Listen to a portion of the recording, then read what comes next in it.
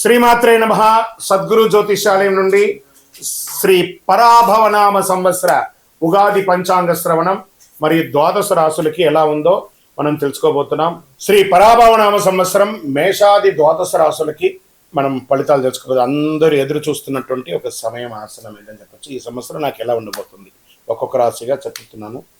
అన్ని వర్గాల వారిని దృష్టిలో పెట్టుకుని ఏదో ఈరోజు రేపట్లో అన్ని మాధ్యమాల ద్వారా రకరకాలుగా భిన్నంగా ఉంటుంది వింటున్నాం కదా. అలా కాకుండా అస్సలు ఎలా చెప్పబడింది జగద్గురుడు యొక్క పంచాంగంలో నుంచి వాళ్ళ యొక్క మంచి మంచి సిద్ధాంతులందరూ కూడా దీన్ని కూర్చొని పెద్ద పెద్ద పండితులందరూ కూర్చొని రాసినటువంటి విషయ ఆలోచనల నుంచే మనం మీకు చెప్పడం జరుగుతుంది. ఈ సంవత్సరం మేషరాశి ఫలితాలు ఎలా ఉన్నాయంటే, అశ్విని భరణి కృత్తిక మొదటి పాదానికి జన్మించిన మీరు మేషరాశి వారిగా పరిగణించబడుతున్నారు. ఈ పరాభవనామ సంవత్సరం మేషరాశి వారికి పరీక్షలతో కూడినటువంటి పురోగతి కూడా ఉంటుంది. ఎందుకంటే ఏళ్ళనాడు శని నడుస్తుంది, ప్రారంభ దశ. ఒక్క శని మాత్రమే బాగాలేదు, మిగతా గ్రహాలన్నీ బాగానే ఉన్నాయి కదా. ధైర్యం క్రమశిక్షణ ఉంటే ఈ సంవత్సరం మంచి మార్పులు తీసుకొస్తారు. ఈ గ్రహ గోచార స్థితి ఈ సంవత్సరంలో మొత్తం శని మీ మీనరాశిలో 12వ స్థానంలో సంచరిస్తున్నాడు. ఇది ఏళ్ళనాటి శని యొక్క ప్రారంభ దశ అని చెప్పచ్చు. అనవసర ఖర్చులు పెరుగుతాయి, దీనివల్ల విదేశీయ సంబంధాలు పెరుగుతాయి, మానసిక ఆలోచనలు ఎక్కువ అవుతాయి, ఆధ్యాత్మిక వైపు మొగ్గు చూసే అవకాశాలు ఉన్నాయి. ఈ సంవత్సరం ప్రారంభంలో గురుడు 3వ ఇంట ఉంటాడు. జూన్ 2, 2026 గురు 4వ ఇంటికి కర్కాటంలోకి ప్రవేశిస్తున్నారు. అక్టోబర్ 31, 2026 గురు 5వ ఇంటికి సింహంలోను, జనవరి 25, 2027 ప్రగతిలో తిరిగి మళ్ళీ 4వ ఇంటికి వస్తున్నారు. ప్రభావం విద్య మరియు జ్ఞానాభివృద్ధి ఉంటుంది. గృహంలో సౌకర్యం పెరుగుతుంది. పిల్లల విషయంలో వివాహాది శుభకార్యాలు ఉపనయనాదులు చేసే అవకాశాలు ఉన్నాయి. ఈ సంవత్సరం రాహు కేతు ఎలా ఉన్నారంటే, సంవత్సర ప్రారంభంలో రాహు 11వ ఇంట్లో, కేతు 5వ ఇంట్లో ఉన్నారు. డిసెంబర్ 6, 2026 రాహు 10వ ఇంట మకరంలోను, కేతు 4వ ఇంట కర్కాటంలోనూ ఉంటారు. దీనివల్ల ఏమవుతుంది, ఉద్యోగంలో మార్పులు, కొత్త అవకాశాలు, కొంత మానసిక ఒత్తిడి ఉండే అవకాశాలు ఉన్నాయి. ఇంకా కుజగ్రహం మే 11, జూన్ 20, 2026 వరకు కుజుడు జన్మరాశిలో ఉంటారు. ధైర్యం పెరుగుతుంది, నిర్ణయాలు త్వరగా తీసుకుంటారు, కోపం నియంత్రించబడతారు. ఇంకా ఆదాయ పరంగా కూడా క్రమం పెరుగుతుంది, చాలా అద్భుతంగా కొత్త సంపాదన మార్గాలు కనిపిస్తాయి. ఖర్చులు కూడా పెరిగే అవకాశాలు ఉన్నాయి. ఇంకా ఉద్యోగ విషయంలో కొత్త బాధ్యతలు పెరిగే అవకాశాలు చాలా బాగున్నాయి. పై అధికారంలో ప్రెజర్స్ ఉంటాయి. ఎక్కడెక్కడి నుంచో మీరు ఎదురు చూస్తారా ప్రమోషన్స్ లేదా ఇంక్రిమెంట్స్, అవన్నీ కూడా ఏప్రిల్ తర్వాత కలిసి వచ్చే అవకాశాలు ఉన్నాయి. కొంత ఒత్తిడి ఉంటుంది, ప్రభుత్వ ప్రైవేట్ రంగంలోనూ ఒత్తిడి ఉంటుంది. అసాంఘికమైనటువంటి కార్యక్రమాలకి ఉద్యోగస్తులు అస్సలు వెళ్ళకండి, జాగ్రత్త. ప్రభుత్వ ఉద్యోగులు ఉద్యోగం కోసం ప్రయత్నం చేసి ఎగ్జామ్ రాసిన వాళ్ళకందరికీ కూడా, సివిల్స్ కానీ గ్రూప్స్లో కానీ ఎగ్జామ్ రాసిన వాళ్ళకి ఇది ఒక మంచి సమయం. డిఫెన్స్, పోలీస్, గవర్నమెంట్ సెక్టార్లో ఉన్నటువంటి వాళ్ళకందరికీ కూడాను, అన్ని సెక్టార్ల వాళ్ళకి కూడా మిశ్రమమైనటువంటి ఫలితాలు కనబడుతున్నాయి. ఇంకా వివాహాది శుభ కార్యక్రమాలకు వచ్చేటప్పటికీ ఎన్నో రోజులుగా ఆటంకమయ్యేదంతా కూడాను ఈ ఉగాది తర్వాత మంచి మంచి సంబంధాలు, రాముని కళ్యాణం అయిన తర్వాత మీకు మంచి మంచి అవకాశాలు, స్త్రీ పురుషులు ఇరువురికి కూడా వచ్చే అవకాశాలు ఉన్నాయి. సంతాన యోగ్యం కూడా మీకు కలిగే అవకాశాలు ఉన్నాయి. కుటుంబ పెద్దల సహకారంతో కలుస్తుంది. ఈ ప్రేమ వ్యవహారంలో ఉన్న వాళ్ళు కాస్త పెద్దలతో ఒప్పించి చేసుకోండి, లేదా ఇబ్బంది పడే అవకాశాలు ఉన్నాయి. ఇంకా ఆరోగ్యానికి వచ్చేటప్పటికి నిద్ర సమస్యలు, బీపీ లాంటిది కొంచెం వచ్చే అవకాశాలు ఉన్నాయి. మానసిక స్ట్రెస్, ధ్యానం ఇవన్నీ కూడా చేస్తే మంచిది. భయపెట్టడానికి కాదు, ఒక శస్త్రచికిత్స మాత్రం అవకాశం ఉంది. అది అవ్వకుండా ఉండాలంటే డాక్టర్ని సంప్రదించండి, మీ ఆరోగ్యాన్ని మీరు జాగ్రత్తగా చూసుకోండి. ఇంకా ప్రయాణాల విషయంలో విదేశీయ ప్రయాణం కోసం, విదేశీయ చదువు ఉద్యోగం కోసం ఉన్న వాళ్ళు కాస్త మిశ్రమ వాతావరణం కనబడుతుంది జూలై వరకు. ఎందుకంటే దేశమంతా కూడా, ప్రపంచమంతా కూడా యుద్ధ వాతావరణంలో ఉంది కాబట్టి ఇవన్నీ సెట్ అవ్వడానికి జూన్ జూలై అవుతుంది. జూలై తర్వాత మీకు విదేశీయ ప్రయాణం, ఉద్యోగాల అవకాశాలు ఉన్నాయి. చాలామందికి లే ఆఫ్ అయిపోయిందండి, మాకు మేమేం చేయాలి అంటే, ఒక పక్క ఏళ్ళనాడు శని నడుస్తుంది, ఒక పక్క ప్రపంచ ఆర్థిక మాంద్యంలో పడింది కాబట్టి ఇవన్నింటినీ దృష్టిలో పెట్టుకొని కాస్త ఉండండి. జూలై తర్వాత అన్నీ సర్దుకుంటుంది. భారతదేశంలో ఉన్న వాళ్ళు మీరందరూ కూడా సురక్షితంగా ఉంటారు. విదేశాల్లో ఉన్న వాళ్ళు కాస్త జాగ్రత్తగా ఉండండి, అంతే. అదొకటి మాత్రం చూసుకోవాలి. ఇక వ్యాపారస్తులుగా ఉన్న వాళ్ళు చూస్తారా, వ్యాపారస్తులు ఇండస్ట్రీస్ అంతా కూడా పెడుతున్న వాళ్ళకి ఈ సంవత్సరం అద్భుతమైనటువంటి కాలఘట్టం అని చెప్పచ్చు. చాలా అద్భుతంగా ఈసారి వ్యాపారం ఉండబోతుంది. ఎక్సలెంట్గా ఉంటారు. కొంచెం చిన్న చిన్న ఇబ్బందులు శని భగవానుడు, ఎందుకంటే నాలుక మీద వచ్చి కూర్చుంటున్నాడు శని భగవానుడు. కాస్త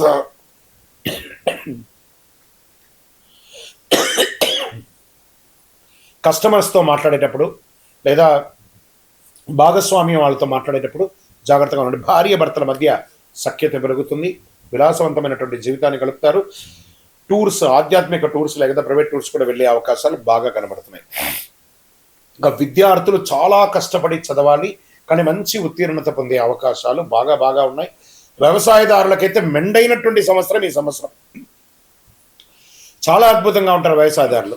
ఇప్పుడు ఈ నక్షత్రాల వారిగా ఈ సంవత్సరము ఎలా ఉంది అని చూస్తే, అశ్విని నక్షత్రం కొత్త అవకాశాలు, వ్యాపార ప్రారంభాలకి అనుకూలం, ప్రయాణాలు ఎక్కువ ఉండే అవకాశాలు ఉన్నాయి మేషరాశిలో. ఇంకా భరణి నక్షత్రం వారికి ధనలాభం, కుటుంబ బాధ్యతలు పెరుగుతాయి, జాగ్రత్తగా నిర్ణయం తీసుకోవాల్సిన అవకాశాలు ఉన్నాయి.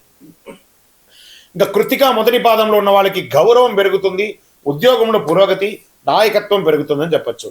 ఇక ఓవరాల్గా ఈ సంవత్సరం 60+40 అనొచ్చు. 60% పాజిటివ్గా ఉంది, 40% మిశ్రమంగా ఉంది. దీనికోసం చిన్న చిన్న పరిహారాలు మీరు కూడా దగ్గర ఉన్నటువంటి మీ గురువులను సంప్రదించి చేసుకోండి. మేషరాశి వారికి అదృష్ట సంఖ్యలు ఈ సంవత్సరం అంటే 1, 3, 9. అదృష్ట రోజులు మంగళవారం, ఆదివారం. అదృష్ట రంగులు ఎరుపు మరియు కేసరి. ఈ సంవత్సరం చేసుకోవాల్సిన పరిహారాలు ఏమైనా ఉన్నాయంటే, సుబ్రహ్మణ్య స్వామి దేవాలయాన్ని సంప్రదించండి, బాగా దర్శించండి. వెళ్ళి అక్కడ కావడి ఉంటుంది, ఆ కావడి ఇవ్వండి, పాలాభిషేకం చేయండి, శివాలయాల్లో అభిషేకం చేయండి, ఎర్రని పుష్పంతో భగవంతునికి అర్చన చేయండి, పేదవాళ్ళకి మంచినీళ్ళు, వస్త్రము అవన్నీ చేయండి, ఒక చలివేంద్రం ఏర్పాటు చేయండి. ఇంకను సకల దోషాలు తొలగడానికి మీ యొక్క ఇష్ట దైవం ఎవరైనా ఉంటారు కదా, కులదైవం ఉంటారు కదా, ఆ దేవాలయానికి వెళ్ళి మీ వయసు సంఖ్య ఎంత ఉందో అన్ని దీపాలు వెలిగించండి. లేదా మా ద్వారా తెలుసుకోవాలనుకుంటున్నారా, మా డిస్ప్లేలో కనబడుతున్నటువంటి పేరుకి, నంబర్కి మీ పేరు, date of birth, time of birth, place of birth WhatsApp చేయండి. మా అడ్మిన్స్ మీకు రిప్లై ఇస్తారు. మీ ఇప్పుడు మేము చెప్పేదంతా కూడా గోచార ఫలితం అనమాట. మీ వ్యక్తిగత జీవితానికి సంపూర్ణ జాతకాన్ని తెలుసుకోవచ్చు. శ్రీ గురుభ్యో నమః. నమస్కారం. అందరూ కూడా మీ యొక్క ఇష్టదైవాన్ని ప్రార్థన చేసుకోండి, మీ తల్లిదండ్రులకి ప్రార్థన చేసుకోండి. నూతన సంవత్సరాన్ని ప్రారంభిస్తున్నాం. ఎన్నో ఆశలతో, ఎన్నో కోరికలతో ఎప్పుడెప్పుడు వస్తుంది తెలుగు ఉగాది శుభాకాంక్షలు అందరికీ చెప్తామా? ఈ ఉగాది సంవత్సరం నాకు ఎలా ఉండబోతుంది, నా జీవితం ఎలా ఉండబోతుంది, ప్రపంచం ఎలా ఉండబోతుంది, ఆర్థికం ఎలా ఉండబోతుంది, వ్యవసాయం ఎలా ఉండబోతుంది, జీవితాలు ఎలా ఉండబోతున్నాయి, విద్యలు ఎలా ఉండబోతున్నాయి, వర్షాలు ఎలా ఉండబోతున్నాయి, రాజకీయం ఎలా ఉండబోతున్నాయి అని ప్రతి ఒక్కరికి ఒక క్వశ్చన్ మార్క్స్ ఎప్పుడు ఉగాది కోసం ఎదురు చూస్తున్నటువంటి మా ప్రేక్షక మిత్రులందరికీ కూడా పేరు పేరున శుభాకాంక్షలు. ఇప్పటి వరకు మా యొక్క ఛానల్ని ఆరాధిస్తూ, ప్రోత్సాహం చేస్తూ, సబ్స్క్రైబ్ చేస్తూ, ఈ ఛానల్లోని విశేషాలు అందరికీ, మీ మిత్రులకి అందరికీ తెలుపుతూ ఉన్నటువంటి మీ యొక్క గొప్ప మనసుకి ధన్యవాదాలు. ప్రతి ఒక్కరికి కూడా పరాభవనామ సంవత్సర శుభాకాంక్షలు. ముందుగా మనం దైవ ప్రార్థనతో ప్రార్థన చేసుకుంటాం. మీ ఇష్టదైవాన్ని ప్రార్థన చేసుకోండి. శుక్లాంబరధరం విష్ణుం శశివర్ణం చతుర్భుజం ప్రసన్నవదనం ధ్యాయేత్ సర్వవిఘ్నోపశాంతయే. గురుర్బ్రహ్మ గురుర్విష్ణు గురుర్దేవో మహేశ్వరః, గురు సాక్షాత్ పరబ్రహ్మ తస్మై శ్రీ గురవే నమః. ఇష్టదేవతాభ్యో నమః, కులదేవతాభ్యో నమః. స్వామి శరణమయ్యప్ప. ఈ యొక్క పంచాంగ శ్రవణం చేయడం వల్ల ఏ విధమైనటువంటి పుణ్య ఫలితాన్ని వస్తుందో శ్లోక రూపంలో తెలుసుకుంటాం. శ్రీ కళ్యాణ గుణవహం రిపుహరం దుస్వప్న దోషావహం గంగా స్నాన విశేష పుణ్యఫలదం గోదాన తుల్యం నృణాం ఆయుర్వృద్ధిముత్తమం శుచికరం సంతాన సంపత్ప్రదం నానాకర్మ సుసాధనం సముచితం పంచాంగమాకర్ణ్యత. మీ యొక్క పంచాంగ శ్రవణం చేయడం వల్ల జరిగే ఫలితాలన్నింటినీ కూడా మనం ఒక్కొక్కటిగా తెలుసుకుంటాం. ఉగాది అనగానే మన గుర్తుకు వచ్చేది పంచాంగ శ్రవణం. ఈ సంవత్సరంలో ఎవరు రాజాది నవనాయకులు ఉండబోతున్నారు, ఇవన్నీ తెలుసుకోవడానికి పంచాంగం యొక్క మహిమ తెలుసుకోవాలి. మన తిథిర్వారస్య నక్షత్ర యోగ కరణమేవచ పంచాంగం ఇది విఖ్యాతి లోక సిద్ధాంత కారణం అన్నారు. పంచాంగం 5 అంశాలు: తిథి, వార, నక్షత్ర, యోగ, కరణం. ఈ 5 కలిసిందే పంచాంగం అంటారు. ఉగాది అంటే ఏంటి? యుగానికి ఆది. యుగ ఆది అంటే యుగాది. ఇక్కడ యుగం అంటే ఆది అంటే ఆరంభం, ప్రారంభానికి చిహ్నం అనేది ఉగాది అంటారు. జ్యోతిష్ శాస్త్ర ప్రకారం కాలం 60 సంవత్సరాలు ఒక పెద్ద చక్రం లాగా తిరుగుతూ ఉంటుంది. ఈ చక్రానికి ప్రముఖ నామాలు ప్రభవనామ సంవత్సరం నుంచి మొదలు పెడితే ఇప్పుడు జరిగే సంవత్సరం పేరు పరాభవనామ సంవత్సరం. ఈ 60లో ఇది 40వ సంఖ్య అనమాట. పరాభవం అంటే పరాజయంలా అనిపిస్తుంది అందరికి, చాలా మందికి. అయ్యో ఈ సంవత్సరం అంతా పరాభవం ఉంటుందేమో అని.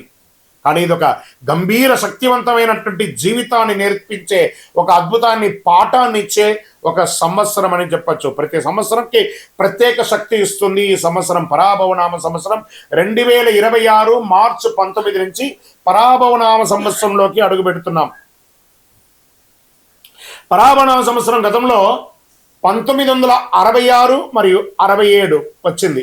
బాగా గుర్తుపెట్టుకోండి, చూడండి అక్కడ కూడా 6. ఈసారి కూడా 2026 2027కు వచ్చింది. బ్రహ్మకల్పం ఆరంభమై రోజే ప్రభవ సంవత్సరం అంటారు.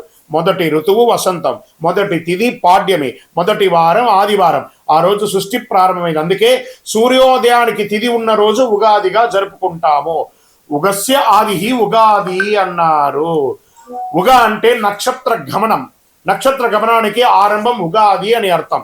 దీన్ని బ్రహ్మదేవుడికి పగలు అంటే ఇది ఎన్ని చెప్పచ్చు, 4 3 2 1 2 3 4 5 6 7 సున్నాలు కలిపిన అంటే సుమారుగా ఎన్నో కోట్ల సంవత్సరాలుగా ఉండి రాత్రి కూడా అంతే. ఓవరాల్ గా సృష్టికి ఒక రోజు అంటే 8 6 4 0 0 0 0 0 0 సంవత్సరాలు. ఇలా 360 రోజులు పూర్తయితే బ్రహ్మకు ఏడాది గడిచినట్టు. ఇలా బ్రహ్మకు 100 ఏళ్ల ఆయుష్ అని చెప్పారంటే ఊహించుకోండి. ఇప్పటి వరకు 6 బ్రహ్మలు సృష్టికర్తను పూర్తి చేశారు. ప్రస్తుతం 7వ బ్రహ్మ ద్వితీయ పరార్థంలో ఉన్నారు. అంటే ఆయన వయసు 51 సంవత్సరాలట. చూసుకోండి, ఈ యొక్క కలియుగం ఇంకెన్నేళ్ళు ఉండబోతుందో. ప్రస్తుతం మనం యొక్క వైవస్వత మన్వత్తరం కలియుగంలో ఉన్నాం. శ్రీ మహావిష్ణువు మత్స్యావతారంలో సోమకాసురుడు అనేక రాక్షసుని సంహరించిన, వేదాలు రక్షించి బ్రహ్మకు అప్పగించిన రోజు ఉగాది అంటారు. శ్రీ రామచంద్రుడు, విక్రమాదిత్యుడు, శాలివాహనుడు పట్టాభిషేకులు అయ్యారట ఈ ఉగాది రోజే. వరాహమిత్రుడు జాతికి పంచాంగాన్ని అంకితం ఇచ్చినటువంటి రోజు కూడా ఇదే రోజు అంటారు. తెలుగు సంవత్సరాలు 2026లో రాబోతున్న సంవత్సరం పేరు పరాభవనామ సంవత్సరం. మళ్ళీ ఈ పరాభవనామ సంవత్సరం గురించి చెప్తున్నాం. ఈ యొక్క 26 27 పరాభవ సంవత్సరంలో అర్థం యొక్క పర ప్లస్ భవ. పర అంటే వెలుతురు, బాహ్య శక్తులు. భవ అంటే వ్యవధి, ఉనికిని చూపేది. పరాభవ పరబాహ్య ఆశ్రయాలను కేవలం అహంకారం కూలిపోవడం అర్థమే, కానీ పరాభవం అంటే ఓటమి కాదు. బాగా గుర్తుపెట్టుకోండి. మనలో ఉన్న అహంకారం, కామక్రోధ లోభమోహ శీర్షాడంబాల దుర్గుణాలన్నింటినీ దులిపేయడం అన్నమాట. అదే ఈ యొక్క పరాభవంలో అహంకార మాయ భ్రమలో ఉన్న వారికి పరీక్ష సంవత్సరము అని కూడా చెప్పచ్చు. కలియుగ ప్రమాణం 4,32,000 సంవత్సరాలు. శ్వేత వరాహ కల్పమందులు 75 అయినటువంటి వైవస్వతమంత్రుడు 28 మహామండలి కలియుగ ప్రథమ పాదంలో 5,127 అనమాట. ఇది ప్రభవాది సంవత్సరాల 45 సంవత్సరం చాంద్రమానం స్వస్తి ప్రాభవనామ సంవత్సరంగా చెప్పబడింది. ఇది ఎలా ప్రారంభమవుతుందో కూడా చెప్తా చూడండి. కలియుగ శతాబ్దంలో 5,127. శ్రీ ఆదిశంకరాచార్యులు ఉద్భవించినటువంటి 2,097. శాలివాహన శతాబ్దంలో 1948. పసలి శతాబ్దంలో 1436/37. హిజరీ శతాబ్దంలో 1448 49. శ్రీ రామానుజాబ్దిలో 1009. ప్రస్తుతం 26 27 2026 2027 ఉగాది అంటే మార్చి 19 చైత్ర శుద్ధ పాఠ్యం. ఈరోజు పరాభవనామ సంవత్సరం ప్రారంభం. చాంద్రమానాన్ని అనుసరించి జరుపుకునే ఈ యొక్క పండుగను కేవలం తెలుగు రాష్ట్రాలే కాదు, బెంగాల్, కేరళ, పంజాబ్, మహారాష్ట్ర, అస్సాంలో ఘనంగా జరుపుకుంటుంటారు. గడిచిన సంవత్సరం అందించినటువంటి విజయాలు నూతన సంవత్సరంలో కొనసాగాలి. గడిచిన ఏడాదిలో ఎదుర్కొన్నటువంటి ఇబ్బందులు నూతన సంవత్సరంలో ముగింపు పలికి కోరుకుంటూ ముందుగా పరాభవనామ సంవత్సర శుభాకాంక్షలు ప్రేక్షక మిత్రులందరికీ. అందరూ కూడాను ఆయురారోగ్య ఐశ్వర్య భోగభాగ్యాలతో ఉండాలని అఖిలాండ కోటి బ్రహ్మాండ నాయకుడు శ్రీ ధర్మశాస్త్ర అయ్యప్ప స్వామి వారిని ప్రార్థన చేసుకుంటున్నాను. ఉగాది అనగానే అందరికీ పొద్దున ఈరోజు మనం ఏమి చేయాలి? లేవండి, అందరూ త్వరగా లేవండి. సూర్యోదయాత్పూర్వం లేచి స్నానాదులు చేసి తైలాభ్యంగన స్నానం చేసి గడపలంతా కడిగేది. స్త్రీ పురుషులు ఎవరైనా బాధ్యత తీసుకోవాలి. ఒక్కొక్కరు షేరింగ్, ఒకళ్ళు ఆడవాళ్ళు ఒక పని, మగవాళ్ళు ఒక పని అని చెప్పి ఇంటిల్లో అందరూ షేర్ చేసుకొని చేసే ఒక పని అనమాట ఇది.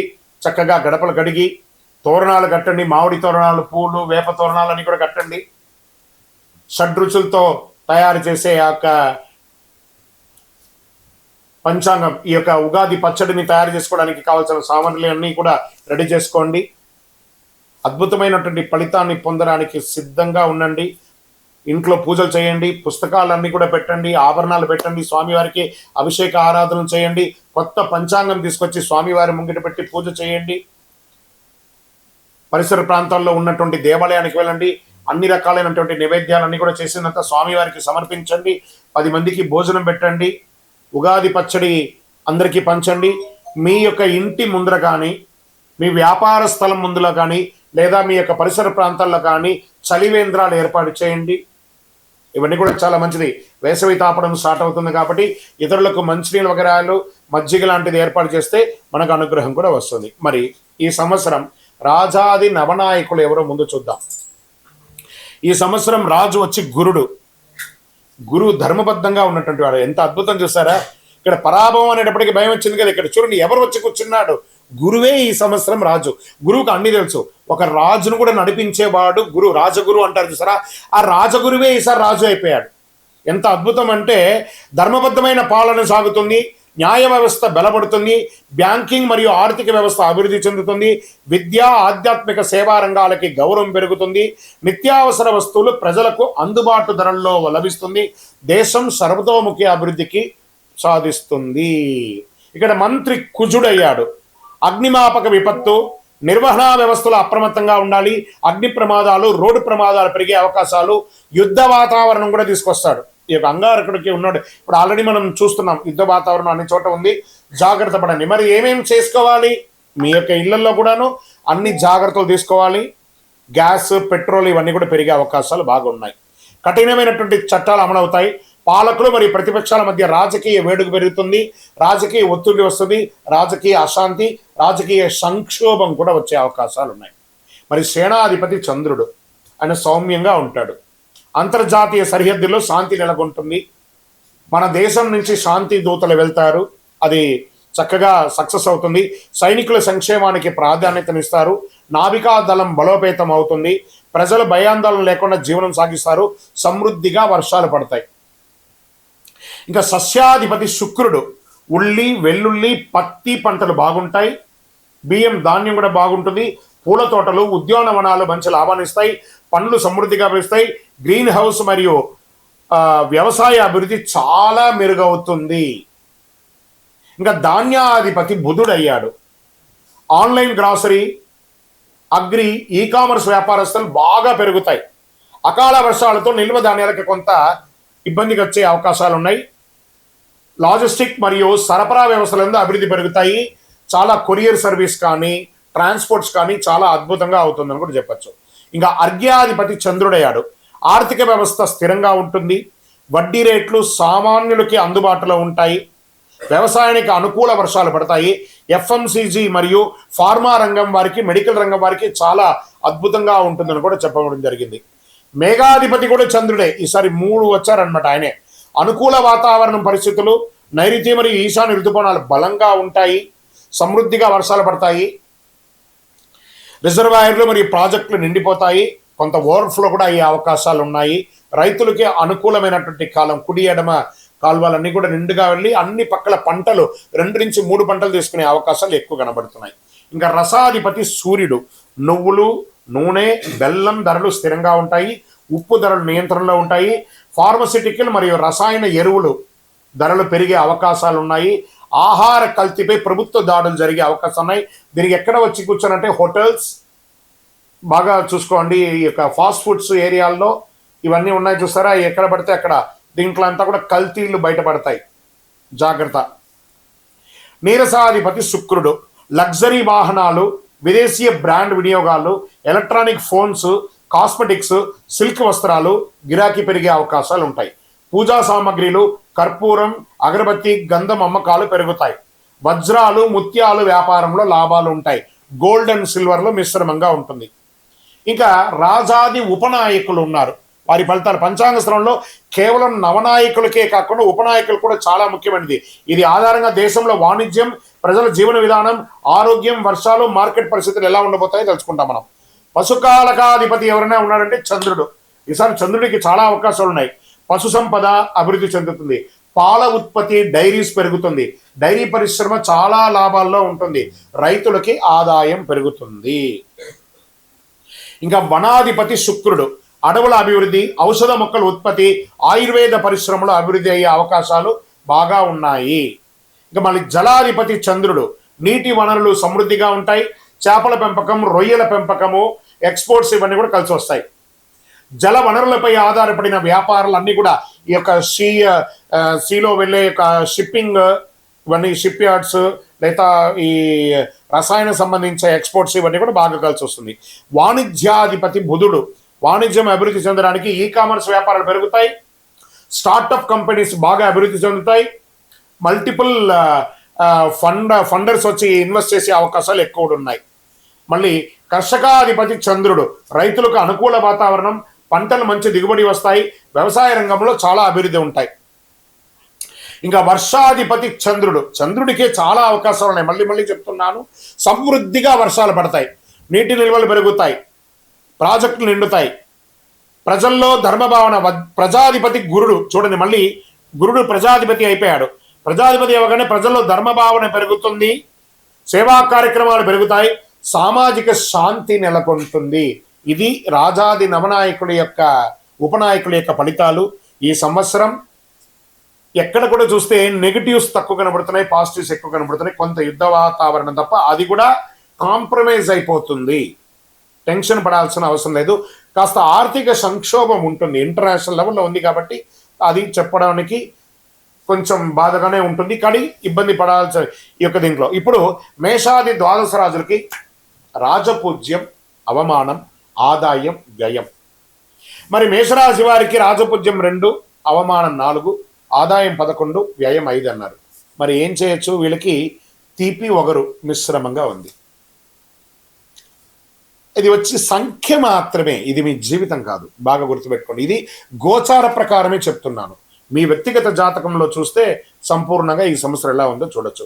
వృషభ రాశి వారికి రాజపూజ్యం 5, అవమానం 4, ఆదాయం 5, వ్యయం 4, చాలా బాగుంటారు. మిథున రాశి వారికి రాజపూజ్యం 1, అవమానం 7, ఆదాయం 8, వ్యయం 11, మిశ్రమం. కర్కాటక రాశి వారికి రాజపూజ్యం 4, అవమానం 7, ఆదాయం 2, వ్యయం 11. సింహరాశి వారికి రాజపూజ్యం 7, అవమానం 7, ఆదాయం 5, వ్యయం 5. మీరు మిశ్రమం అలే మిడిల్గా ఉంటారు, జాగ్రత్తగా ఉండాలి. కొంచెం డేంజర్ బెల్ ఉంది, జాగ్రత్త. కన్యా రాశి వారికి రాజపూజ్యం 3, అవమానం 3, ఆదాయం 8, వ్యయం 11. ఇక్కడ చూడండి, వీళ్ళకి కొంచెం చేదు తీపి కొంచెం మిశ్రమంగా ఉంది. తులారాశి వారికి రాజపూజ్యం 6, అవమానం 3, ఆదాయం 5, వ్యయం 4, తీపి ఎక్కువ ఉంది కదా. వృశ్చిక రాశికి వారికి రాజపూజ్యం 2, అవమానం 6, ఆదాయం 11, వ్యయం 5. ఆదాయం అద్భుతంగా ఉంది, కొంచెం చిన్న అవమానాలు ఉన్న ద జాక్ పాట్ ఇయర్ ఏదైనా ఉందంటే అది వృశ్చిక రాశియే. ధనుసు రాశి వారికి రాజపూజ్యం 5, అవమానం 6, ఆదాయం 14, వ్యయం 11. మకర రాశి వారికి రాజపూజ్యం 1, అవమానం 2, ఆదాయం 2, వ్యయం 8. కుంభరాశి వారికి రాజపూజ్యం 4, అవమానం 2, ఆదాయం 2, వ్యయం 8. మీనరాశి వారికి రాజపూజ్యం 7, అవమానం 3, ఆదాయం 5, వ్యయం 9. ఇలా ఈ రాశిలో ఉన్న వాళ్ళకందరికీ కూడాను రాజపూజ్య అవమానాదులు, ఆదాయ వ్యయాలన్నీ కూడా ఒక నెంబర్ మాత్రమే. మీ యొక్క వ్యక్తిగత జాతకం ద్వారానే సంపూర్ణంగా ప్రిడిక్ట్ అవడం. ఇది గోచార ప్రకారంగా చెప్తున్నాం. ఇప్పుడు 27 నక్షత్రాలకి కందాయ ఫలాలని చెప్తున్నాం. కందాయ ఫలం అంటే పంచాంగ శాస్త్రంలో ఒక సంవత్సరంలో ఆ నక్షత్ర జాతకులకి ధనం, ఆరోగ్యం, సుఖం, కష్టం వంటి ఫలితాలు సూచించే విధానం అని చెప్పచ్చు. సాధారణంగా 3 కందాయాల సంఖ్య ఉంటాయి. మొదటి కందాయం సంవత్సర ప్రారంభం ఉగాది నుండి ఉంటుంది. రెండవ కందాయం మధ్యకాలంలో ఉంటుంది. మూడవ కందాయం సంవత్సర అంతంలో ఉంటుంది. సంఖ్యలో ఈవెన్ అయితే శుభం, బేసి అయితే కొంచెం కష్టం పంచాంగం చెప్పబడుతుంది. ఇప్పుడు నేను ఒక్కొక్కటిగా చెప్తున్నారు, మీరు ఈవెన్లో ఉన్నారా బేసిలో ఉన్నారా ఒకసారి చూసుకోండి. మీరు అశ్విని నక్షత్ర జాతకులకి 5, 7, 3 కందాయ ఫలం. భరణి నక్షత్రం వారికి 3, 5, 1 కందాయ ఫలం. కృతికా నక్షత్రం వారికి 7, 3, 5. రోహిణీ నక్షత్ర జాతకులకి 4, 6, 2. మృగశిర నక్షత్ర జాతకులకి 2, 4, 6. ఆరుద్ర నక్షత్ర జాతకులకి 1, 3, 5. పునర్వసు నక్షత్ర జాతకులకి 6, 2, 4. పుష్యమి నక్షత్ర జాతకులకి 5, 1, 3. ఆశ్లేష నక్షత్ర జాతకులకి 7, 5, 1. మకా నక్షత్ర జాతకులకి 3, 7, 5. పూర్వా పల్గుని పుబ్బా నక్షత్ర జాతకులకి 5, 3, 7. ఉత్తరా నక్షత్ర జాతకులకి 2, 6, 4. హస్తా నక్షత్ర జాతకులకి 4, 2, 6. చిత్తా నక్షత్ర జాతకులకి 6, 4, 2. స్వాతి నక్షత్ర జాతకులకి 3, 5, 7. విశాఖ నక్షత్ర జాతకులకి 5, 7, 3. అనురాధ నక్షత్ర జాతకులకి 7, 3, 5. జ్యేష్ఠ నక్షత్ర జాతకులకి 1, 5, 3. మూలా నక్షత్ర జాతకులకి 3, 1, 5. పూర్వాషాఢ నక్షత్ర జాతకులకి 5, 3, 1. ఉత్తరాషాఢ నక్షత్ర జాతకులకి 4, 6, 2. శ్రవణ నక్షత్ర జాతకులకి 2, 4, 6.